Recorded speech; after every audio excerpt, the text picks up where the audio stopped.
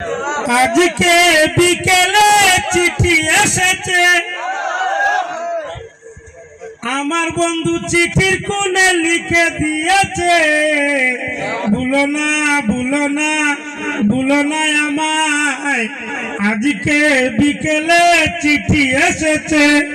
ফাইসলাইনি কি দে দিসলাম দে কি দে দিসলা বুঝান বুঝলাম বুঝতে বুঝে না।